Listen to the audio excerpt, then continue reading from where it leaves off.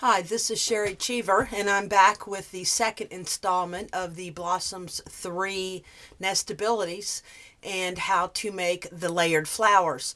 The first video I showed you working with grunge paper, and I thought it would be fun this time to show you with a different type of paper.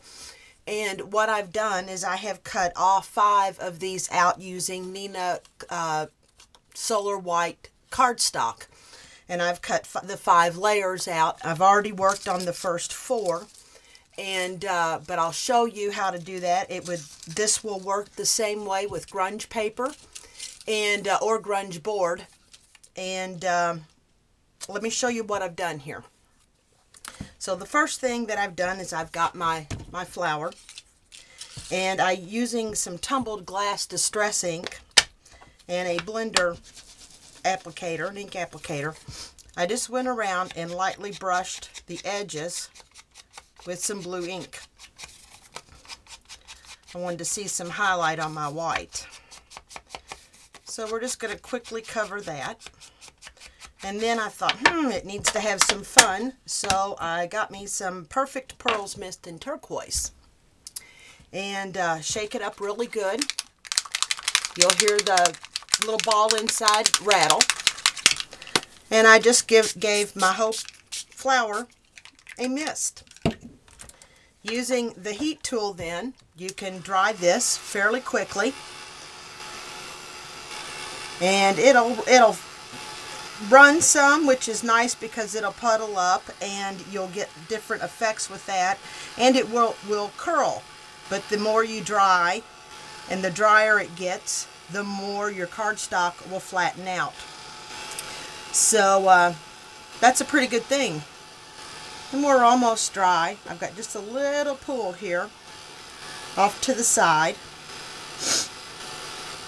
And I hate to make you wait too much longer for that, so let me dab some of it off.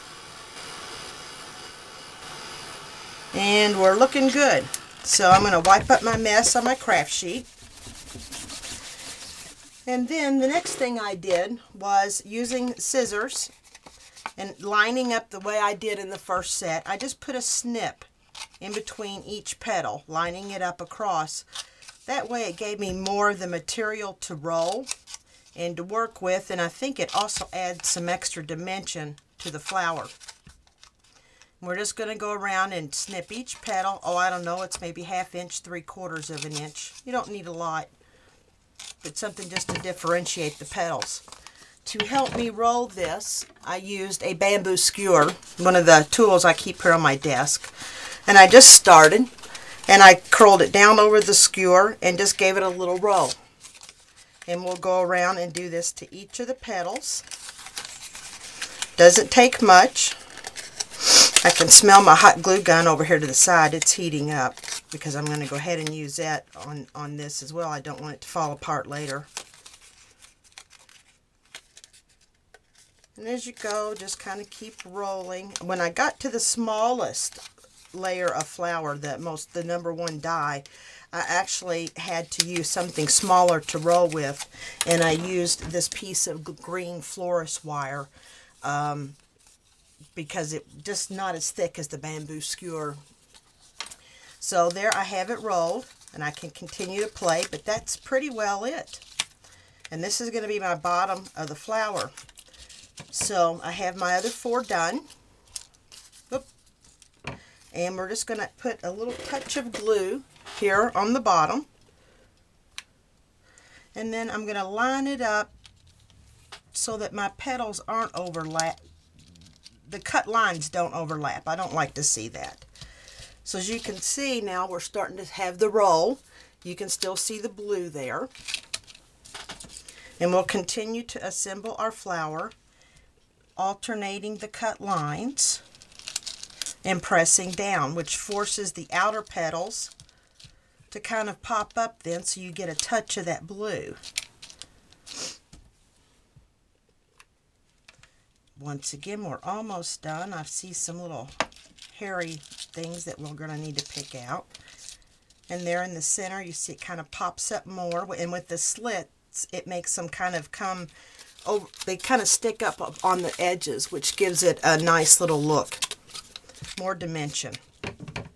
And here's our last piece to the flower. Now remember, you can still do this with grunge paper, but I wanted to show you something different in case you don't have any grunge paper. And actually, when you start playing with this cardstock and misting it up, it really does kind of hold its shape. So I'm going to finish off the inside with a button. And I've got to tell you, I hate seeing naked buttons. I don't like seeing those holes. So I always finish mine off with some thread or ribbon or something there in the center.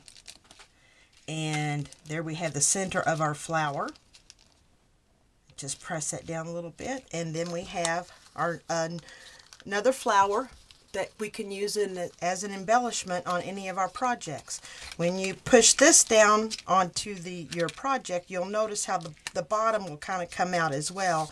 If you want to add some more color there, pick up your applicator, put a little bit more ink on it, and you can just swipe over it.